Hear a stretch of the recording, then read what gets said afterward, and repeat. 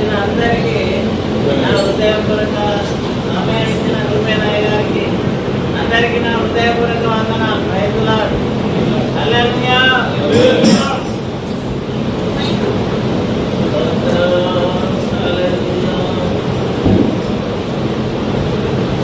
Hallelujah. Praise the Lord. హల్లెలూయా. వినొస్తుందా? హల్లెలూయా.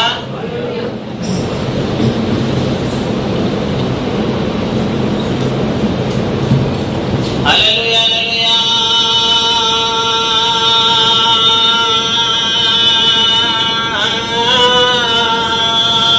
ఆమేన్.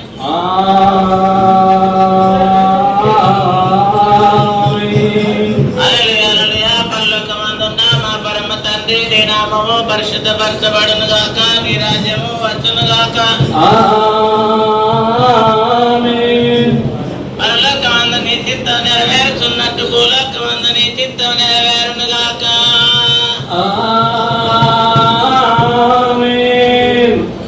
కలుపుతున్నాం మంచిగా అంటే స్తోత్రం. Praise the Lord. హల్లెలూయా.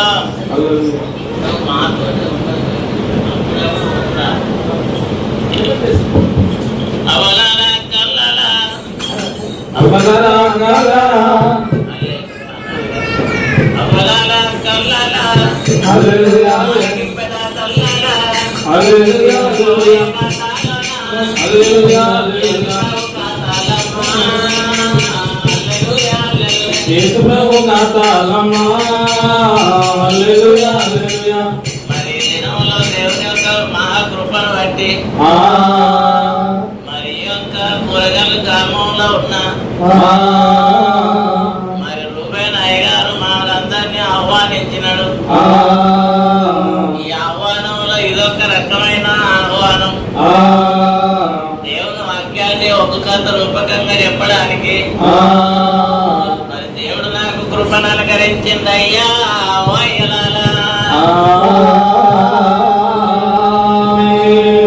ఇవాళ చెప్పబోయే కథ మరి ఏంటంటే దేవుని పరిశుద్ధ గ్రంథంలోని యోహాను సువార్త 5వ అధ్యాయం 1వ వచనం నుండి 15 వచనాల దాకా ఉన్న వచనాలను ఒక్కొక్క రూపకంగా చెప్పుకుంటున్నామయ్యా.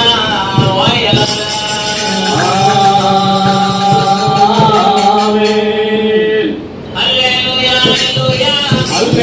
హల్లెలూయా. హల్లెలూయా. దేవుడైతే నాదనా ఏమి చేస్తా ఉన్నాడా?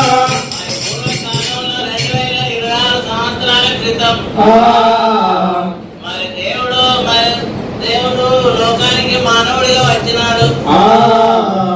మరి పూర్వము మరి లోకంలో ఉన్న కన్యక అయిన మరి గర్భంలో దేవుడు మరి లోకంలో ఉన్న మానవ పాప దోష అతిక్రమాలను తొలగించడానికి మరి దేవుని ప్రజలను నీతిమంతులుగా చేయడానికి లోకంలో ఉన్న ప్రజలు నీతివంతులు లేరు, ఒక్కరు కూడా లేనప్పుడు నీతివంతులైన దేవుడు ఈ లోకానికి మానవుడిగా వచ్చిందయ్యా.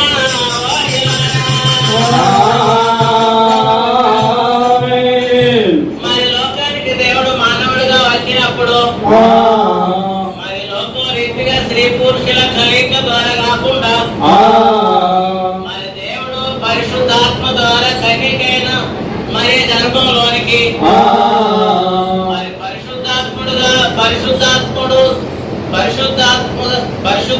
ద్వారా కన్యకమైన మరి గర్భంలోనికి మరి మనిషి కుమారుడిగా వచ్చిందయ్యా.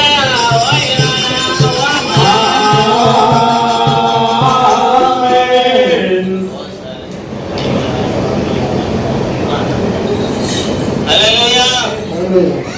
మరి 2026 సంవత్సరాల క్రితం ఏం జరిగిందంటే మరి యేసు ప్రభు మానవుడిగా ఈ లోకంలో ఉన్నాడు. ఆయా స్థలాల్లో ఆయా ప్రాంతాల్లో మరి తిరుగుతున్నాడు. మరి అనేక రోగులను స్వస్థపరుస్తున్నాడు. మరి ఒకానొక దినం ఏం జరిగిందయ్యా?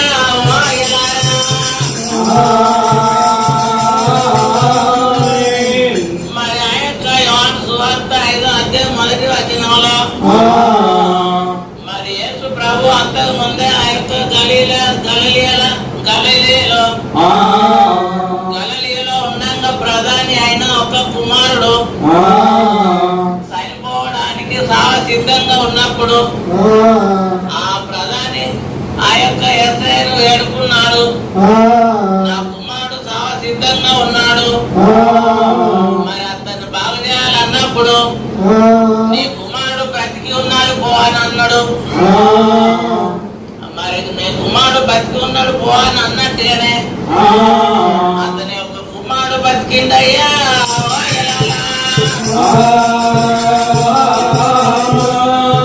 మరి అన్న తర్వాత మరి ఈ యొక్క యోహాను సువార్తల 5వ అధ్యాయంలో మొదటి వచనం, యూదుల పండుగ ఒకటి వచ్చింది. ఆ యొక్క పండుగకు మరి యేసు ప్రభు బయలుదేరుతున్నాడయ్యా.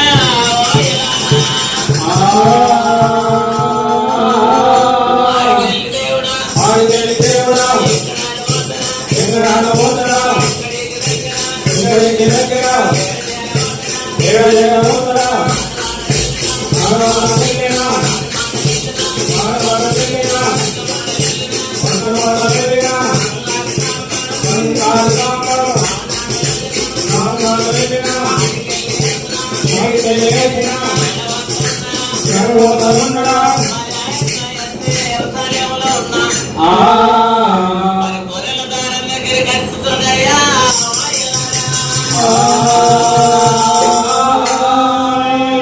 గొర్రెల ద్వారం అంటే ఏంటిది అన్న?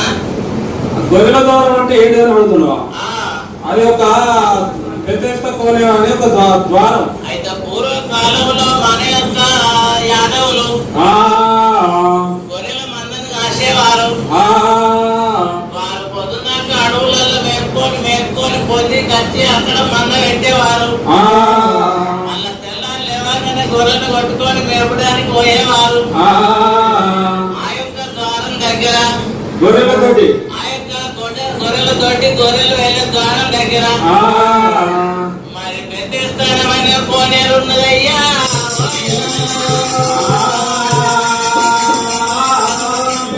ఈ బెతెస్దానమైన కోనేరు దగ్గర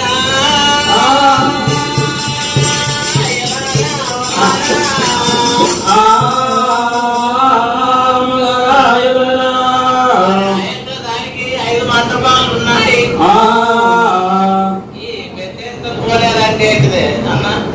కోనేరు అంటే ఏంటిదా? అది వెనకట అందరూ ఇప్పుడు అందరూ గుండం అందరూ గుడి దగ్గర స్నానాలు చేసే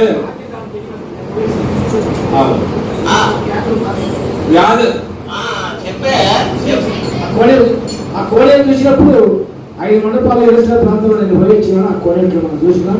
ఆ నీళ్లు వచ్చి నీళ్ళు రాత్రి ఎవరైతే ముందుకు పోతారో వాళ్ళకు ఉన్నటువంటి తీవ్రత బాగుంటుంది. ఆమె అయితే ఈ 5 మండపాలనేది 5 మండపాలు అంటే ఇప్పుడు మన ఈ మధ్యలో అందరు ఏం చేస్తున్నారంటే పెళ్లిలైనా మరి ఇంకా పేరంటాలైనా ఇళ్ళ దగ్గర అంతా ఇరుకుతా ఉంటదని ఫంక్షన్ హాల్ లాగా మంటపాల లాగా అట్లా ఏర్పాటు చేసుకుంటారు.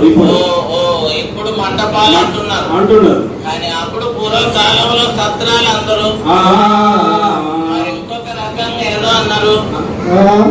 అంతే మంటపాలు గుడారాలు ఇంకొక రకంగా గుడారాలు అంటారు. మరి ఇప్పుడైతే మరి అంతటా కళ్యాణ మండపాలు కట్టుకొని అంత ఫంక్షన్లు చేసుకుంటున్నారు. కానీ ఆ యొక్క సత్రాలలో ఆ యొక్క గుడారాలలో మరి అనేక విధాలైన రోగులు ఉన్నారయ్యా.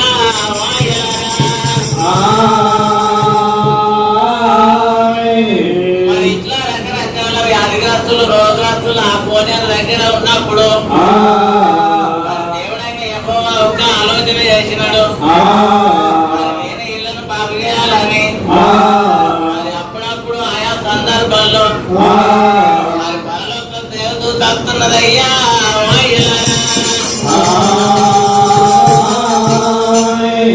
నిన్న చూస్తే నిన్న లేదు, మొన్న చూస్తే మొన్న లేదు,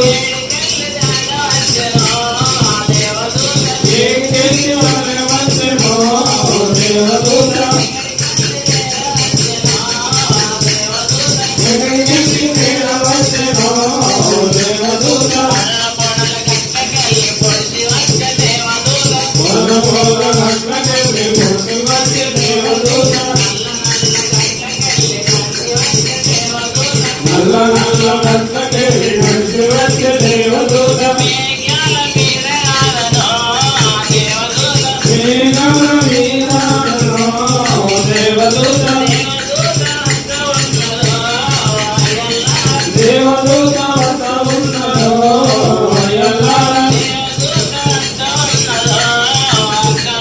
దేవదూత వద్ద ఉన్నదో అయ్యలారా దేవదూత వచ్చి నీళ్ళను కదిలిస్తున్నది. ఆ ఆ నీళ్లు కదిలించినప్పుడు ఏ రోజు అయితే మొదలు పోయి అందులో దొరుకుతాడో ఏం వ్యాధులు ఇక రకరకాల వ్యాధులు అవి గుడ్డివారు గుడ్డివారు కుష్టి వ్యాధులు మొండి రోగాలు ఎక్కువగా సర్వ సర్వ రోగులు రోగాలు స్వస్థపడుతున్నారా? అవును మరి ఆ యొక్క రోగులు ఎవరు ముందు వస్తే వాళ్ళు స్వస్థపడుతున్నారు. ఆ, ఆ మండపంలో ఎన్నో రకాల రోగులు ఉన్నారు. ఆ, మరి దేవదూత నీళ్ళు కదిలిపెట్టినప్పుడు అందరు పోయి దునికితే అందరూ బాగుపడుతున్నారు కాదు కానీ ఆ, ఎవరైతే పరుగున ఒక్కరు పోయి దునుకుతున్నారు ఒక్కరే స్వస్థపడుతున్నారు. ఆ తర్వాత ఎందరు దొరికిన బాగా అయితే లేరు. ఆ, ఎందుకంటే కేవలం దేవదూత కదిలించినప్పుడే ఆ, ఒక్కరొక్కలే చాలా ఏళ్లకు బాగా అవుతున్నారు చాలా మంది. ఆ, అయితే దేవుడు ఆలోచన చేసినాడు, ఆ, యేసు ప్రభు ఆలోచన చేసినాడు. ఆ, మరి నేను అక్కడికి వెళ్తా, ఆ, మరి అక్కడ ఒక సాంద్ర రోగి ఉన్నాడు, ఆ, మరి 38 ఏళ్ల నుంచి వ్యాధి గలవాడు ఉన్నాడు. ఆ, అతను నేను బాగా చేస్తాను అనుకున్నాడు. అయ్యా ఓ అయ్యా. మరి ఆయన యేసు ప్రభు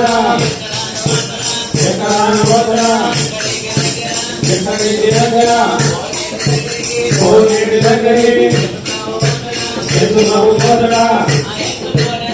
పోయినాక అక్కడ పుట్టివారు మరి ఊస కాలు చేతులు గలవారు ఉన్నారు. పుట్టివారు అంటే ఏంటిదే?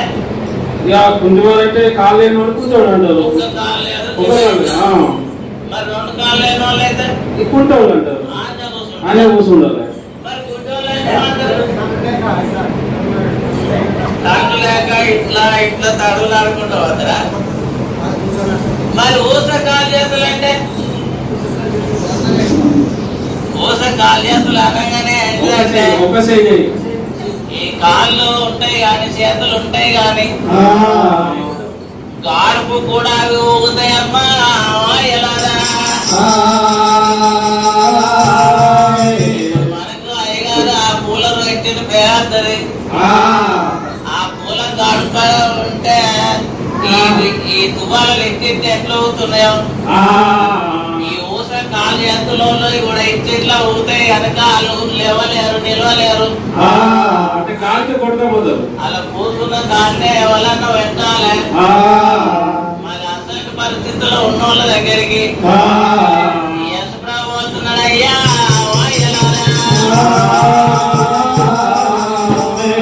ఓ గుడి వచ్చిన అయ్యలారా అమ్మలారా అక్కలారా తమ్ములారా చెల్లెలారా ఈ దినంలో మీరు ఏ వ్యాధితోటి ఏ బాధతోటి ఏ రోగంతోటి ఏ సమస్యతోటి వచ్చినారో మరి ఏసయ్య దేవుడు ఆ కోనేరు దగ్గరికి వచ్చినట్టుగా ఈ దినంలో రూబేన్ అయ్యగారు నడిపిస్తున్న ఈ యొక్క చర్చిలోనికి వచ్చినాడు. మరి మండపం అనగా ఈ యొక్క చర్చి అనుకోండి, ఆ యొక్క కోనేరు అనగా ఈ యొక్క చర్చి అనుకోండి, మరి సత్రం అనగా మనం వచ్చి ఉండటానికి అనుకోని మరి ఏ దినంలో మీకు దేవుడు స్వస్థత ఇస్తాడు. కనుక మీరు ధైర్యంగా ఉండాలయ్యా ఉండాలమ్మా.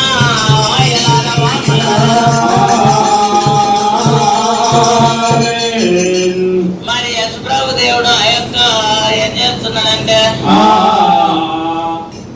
హల్లెలూయా హల్లెలూయా హల్లెలూయా హల్లెలూయా హల్లెలూయా హల్లెలూయా హల్లెలూయా హల్లెలూయా హల్లెలూయా హల్లెలూయా హల్లెలూయా మరి ఆ యొక్క వ్యాధి గ్రస్తునికి ఆ ఎండలో పడి ఉన్న ఆ యొక్క దీర్ఘకాల వ్యాధి అతని దగ్గరికి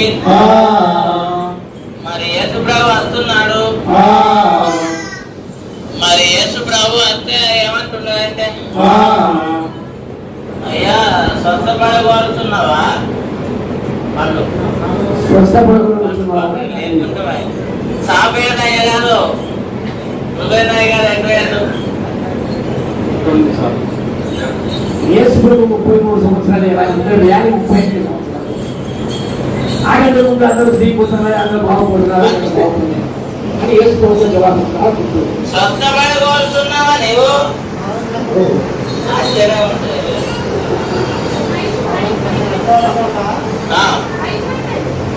ఇన్ని సంవత్సరాలు ఎందుకు నీ వ్యాధి ఎట్లా? నేను వచ్చేవరకు ఎవరో మూడు తీసుకుని వాళ్ళు కష్టపడి నాకు తీసుకోవడం ఎవరు లేరు. ఎవరు లేరు. నేను వచ్చేవరకు ఎవరో తీసుకుని వాళ్ళు సత్తపడి నన్ను ఎవరు లేరు. 30 సంవత్సరాలు వస్తుంది. అయ్యయ్యో యేసయ్యా, దయగల యేసయ్యా, ప్రేమగల యేసయ్యా, నేనేమో తెగయ్యా, నేనెందో ఓదయ్యా, దేవుడు మారచ్చేను, ఎక్కి కష్టమచ్చేను,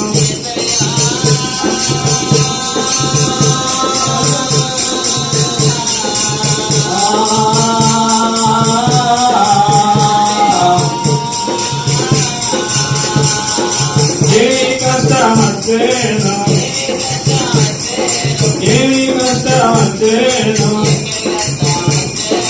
ఎక్కడి కష్టమచ్చేను,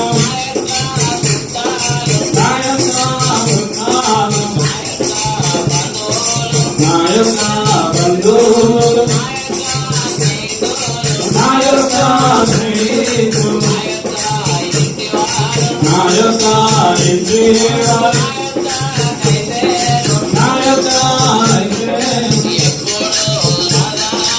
ఎప్పుడు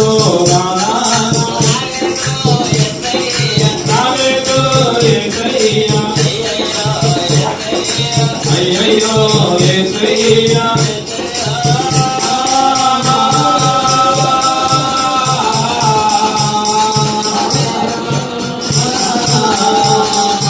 అయ్యయ్యో యేసయ్యా, అయ్యయ్యో యేసయ్యా, నీవు నన్ను ప్రేమించి ఆ, నా దగ్గరికి ఎవరు రాలేక ఉన్నప్పుడు ఆ, నన్ను స్వస్థపరచడానికి వచ్చినవా? అవును. మరి అయ్యలారా అవ్వలారా ఇది నవలా?